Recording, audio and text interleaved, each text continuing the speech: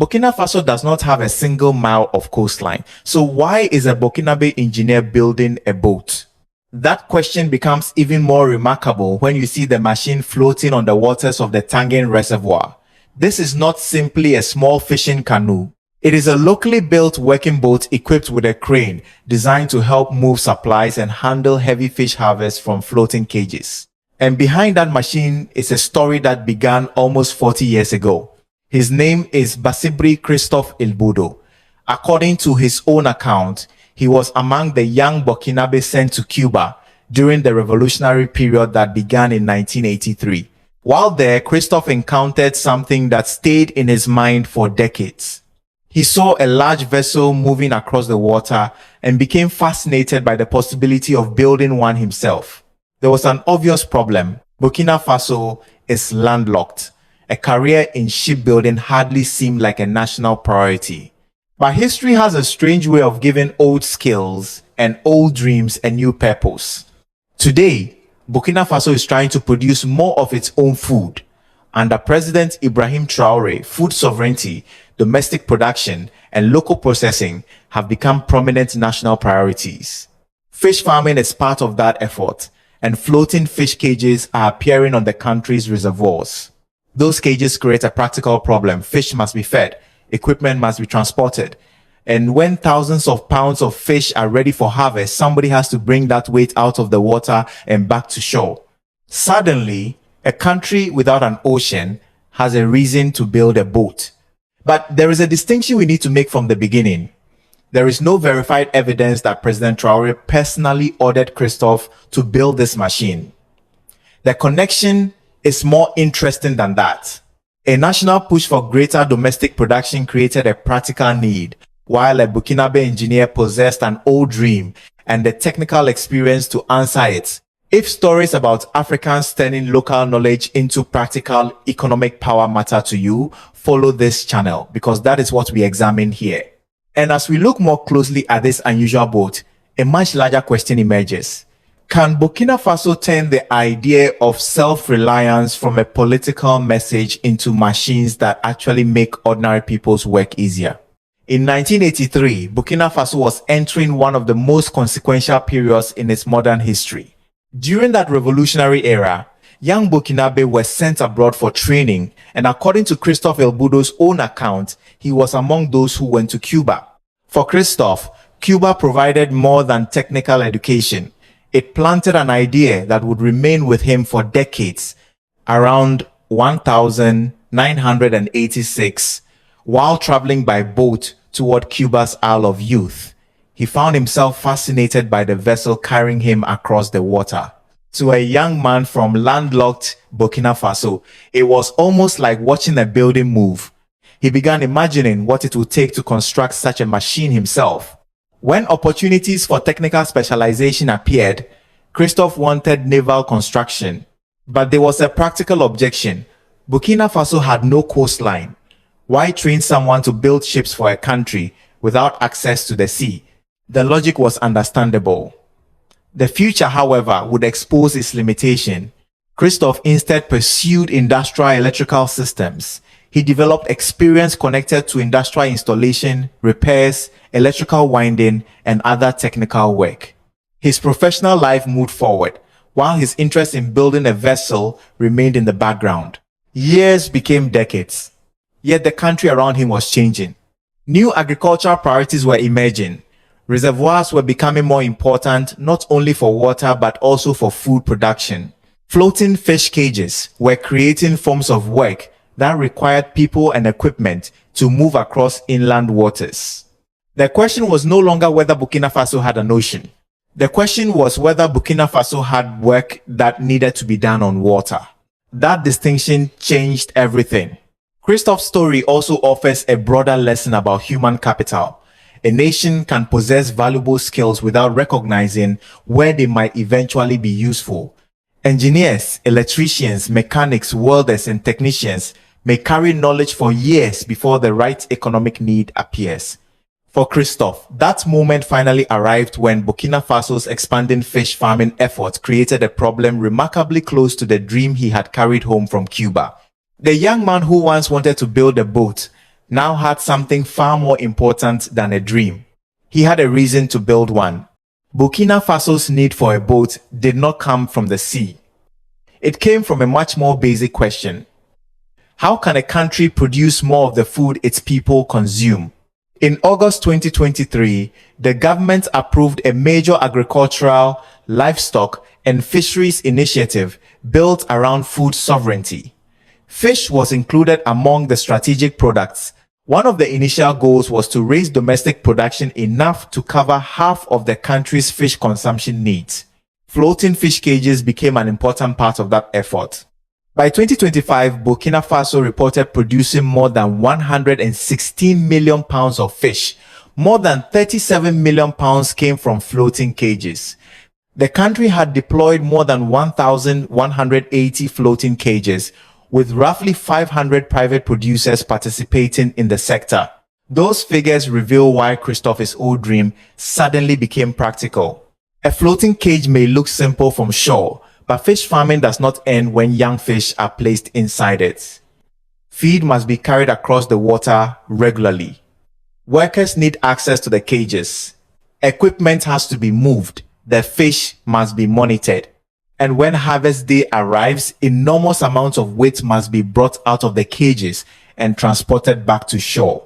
At Samendeni, for example, an early harvest from floating cages in 2024 produced roughly 33,000 pounds of fish. Now imagine handling that kind of weight repeatedly as production expands. This is where the difference between having fish cages and having a complete production system becomes important. A government can put hundreds of cages into reservoirs. It can provide young fish and feed. But every new cage also creates logistical demands. Someone must reach it, service it, and eventually harvest what it produces. That creates demand for practical equipment. And it changes the meaning of Christophe's boat. The vessel is not important simply because it was built in Burkina Faso. Its real value will depend on whether it can solve these everyday problems efficiently and safely. This is where the larger idea of food sovereignty becomes tangible.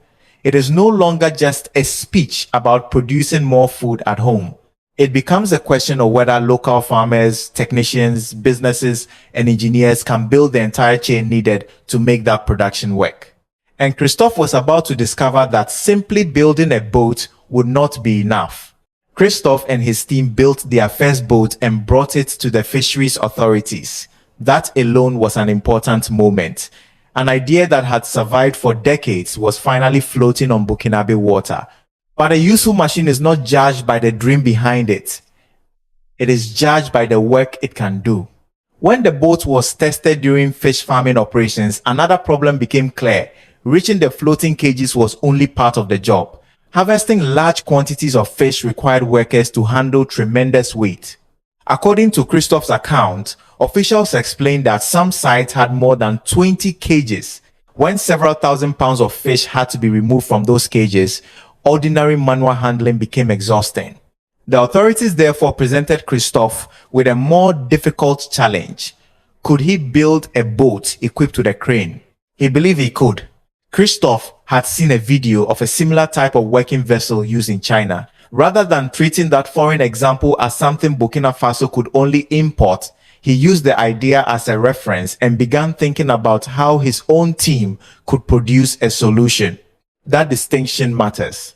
Local production does not require pretending that useful ideas from other countries do not exist. Engineers everywhere learn by studying what already works. The real question is whether that knowledge can be understood, adapted, repaired, and eventually reproduced by local people for local conditions. Christophe and his team went back to work. The result was the unusual machine later seen undergoing tests on the Tangin Reservoir. The boat combined transportation with a crane intended to make fish harvesting easier. But the story should not be exaggerated. The fisheries authorities did not declare the machine perfect. During inspection, officials said they were encouraged by what they had seen, while also identifying shortcomings that still needed correction. Testing and improvements had to continue before the boat could be relied upon for wider operations. That may actually be the most important part of the story. Real engineering is rarely a miracle unveiled in a single afternoon. A machine is built, it is tested, weaknesses appear, users provide feedback, engineers make changes, then it is tested again. Christophe had finally built the boat he once dreamed about. Now he had to prove that it could become a dependable tool for the people who actually needed it. So where does Ibrahim Traore actually fit into this story? The answer matters because it is easy to turn an interesting engineering project into a political legend. There is no verified evidence that President Traore personally ordered Christophe Ilboudo to build this boat. There is also no solid evidence that Traore designed the project, selected Christophe, or personally financed the prototype. His influence is broader. Under Traore, Burkina Faso has placed food sovereignty, domestic production, and local processing near the center of its economic message.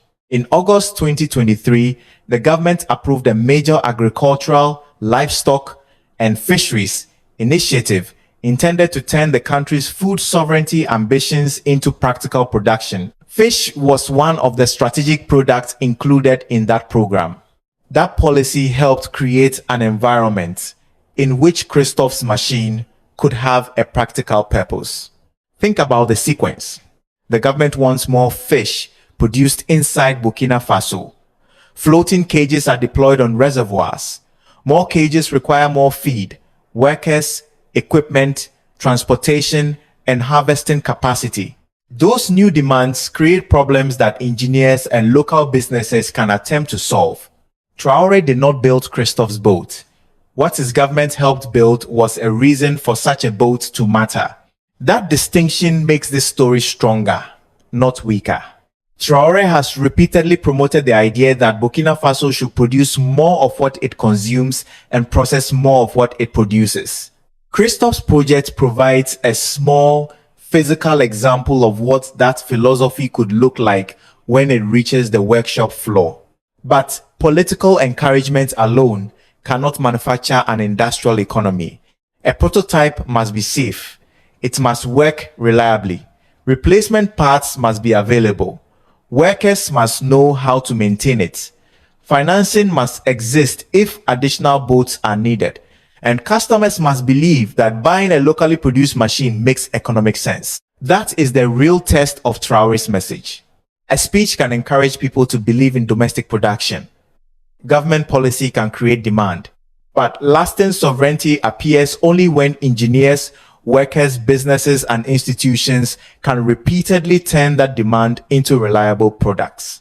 Christophe's boat, therefore, should not be presented as proof that Burkina Faso has already achieved technological independence. It represents something more modest, but potentially more important. It is an opportunity to find out whether political ambition can help unlock technical ability that was already present among the Burkinabe people. Christophe's boat becomes more significant when we stop looking at it as a single machine and start looking at the economic chain around it. Burkina Faso does not simply need more fish cages. Those cages need young fish, feed, workers, equipment, transportation, harvesting systems, maintenance, processing, and access to markets. If most of those inputs still have to come from abroad, increasing fish production can create a new form of dependence instead of eliminating an old one. That is why another recent development matters. In 2026, Burkina Faso inaugurated industrial facilities for producing fish feed in Bobo Dioulasso and Bagre. More than 1.5 billion CFA francs was invested in two of these facilities, equivalent to roughly 2.7 million United States dollars. Each was designed to produce approximately 3,300 to 4,400 pounds of feed per hour. This is not yet a complete domestic supply chain, but it shows the direction of travel. Floating cages create demand for feed. More fish create demand for harvesting equipment. Harvesting creates transportation and processing needs. And every new piece of equipment creates demand for technicians who can repair and maintain it. That is where Made in Burkina can become more than a label. At Bagre, floating cage fish farming has already been associated with more than 100 jobs. Private producers are also entering the sector if locally designed equipment proves reliable. Additional opportunities could eventually emerge for welders, electricians, mechanics, fabricators, and maintenance workers. The word eventually is important. Christophe has built a prototype. He has not created a national boat building industry. There is no verified evidence that hundreds of these crane boats are already being manufactured or that they are being exported. To reach that stage, Burkina Faso would need repeatable designs, safety standards, financing, reliable materials, replacement parts, trained technicians, and customers willing to place orders. That is the difference between invention and industrial capacity. A nation does not become technologically sovereign because one talented man built one impressive machine. It becomes stronger when knowledge can be transferred, production can be repeated, and the next generation can maintain and improve what the first generation created. For ordinary people, that distinction matters more than any slogan. If made in Burkina is going to mean something lasting, its real test will be whether locally built tools can make work easier, create jobs, lower dependence, and continue functioning long after the cameras leave. At this point, another question has to be asked. What do critics outside Burkina Faso see when they look at Traore's campaign for greater sovereignty? There is no credible evidence that Western governments are opposing Christophe's boat. The criticism is directed at the broader political and economic direction of Burkina Faso. Western governments and international observers have raised serious concerns about the concentration of political power, restrictions on political activity, the extended military transition, insecurity, and an increasingly difficult investment climate. Relations with France have deteriorated dramatically, while some foreign investors must consider whether political and security risks make long-term commitments more difficult. Those concerns should not simply be dismissed as Western propaganda. A country cannot build lasting industrial strength if businesses cannot plan, roads are unsafe, skilled workers are displaced, or investors cannot understand the rules. Political sovereignty does not eliminate the need for accountable institutions, security, stable financing, and competent administration. But there is another side to the argument. Greater domestic production does not automatically mean isolation from the world. Christophe's own life demonstrates that clearly. He studied in Cuba. Decades later, he examined an example of a working vessel from China. Then he attempted to apply what he had learned to a Burkinabe problem. That is not isolation. It is global knowledge being converted into local capability. Burkina Faso's economy has also shown resilience despite enormous pressures. International financial institutions have acknowledged economic growth and progress in some areas, while continuing to warn about security, governance, financing, and the business environment. So perhaps the real debate is being framed incorrectly. Burkina Faso does not have to choose between accepting everything from abroad and rejecting everything from abroad. The more useful question is what happens after foreign money, technology, or knowledge enters the country. Does it leave Burkina Faso permanently dependent on imported finished products? Or does it help Burkinabe workers and companies learn to produce, maintain, repair, and eventually improve those products themselves? That is where Christophe's small boat offers a surprisingly useful test. Western criticism should be examined seriously. So, should the claims made by Traore supporters? In the end, neither side should be allowed to decide a story through slogans.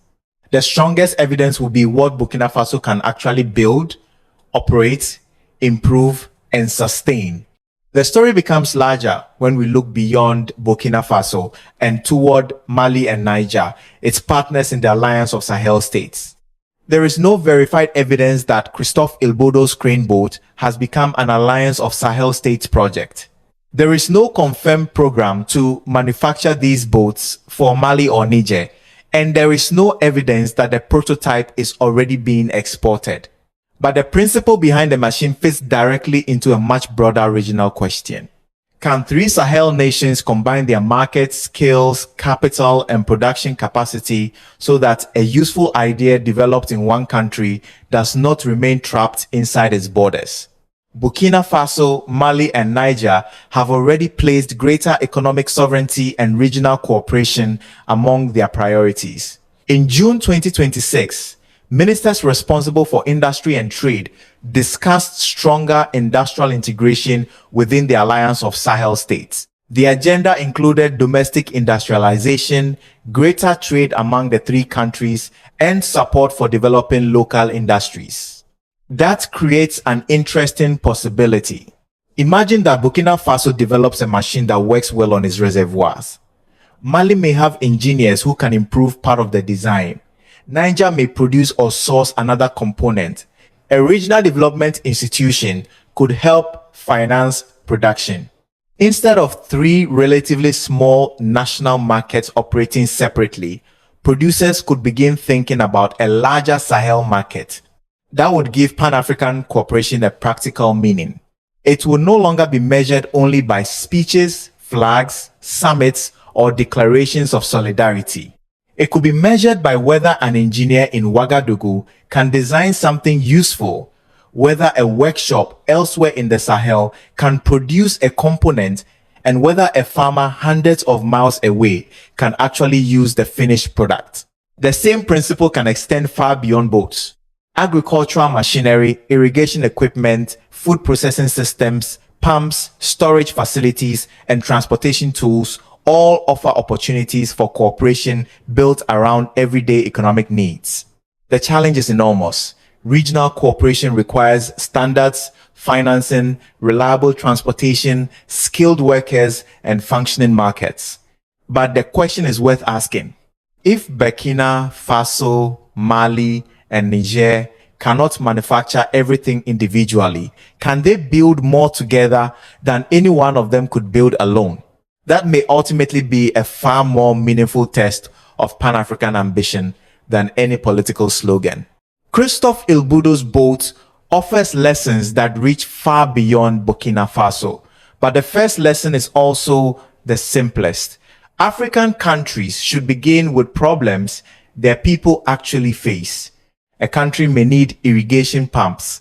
Another may need affordable farm machinery, cold storage, food processing equipment, or better transportation. The goal should not be to manufacture something merely so leaders can call it locally made. The goal is to solve a real economic problem. Second, self-reliance should never be confused with isolation. Christophe learnt in Cuba and later studied an example from China. What matters is what happens afterward.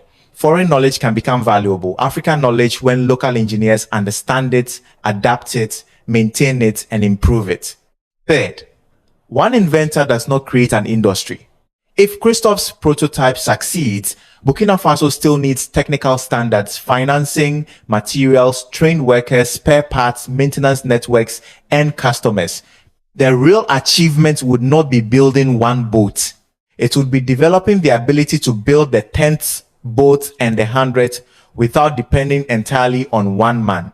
Fourth, Pan-Africanism must eventually reach the factory floor. Political solidarity has value, but economic sovereignty requires supply chains. African countries can ask whether skills, capital, components, and markets can be shared so that useful inventions grow beyond national borders. And fifth, sovereignty should never depend on a single leader. Ibrahim Traore can provide political direction. Christophe can provide technical imagination.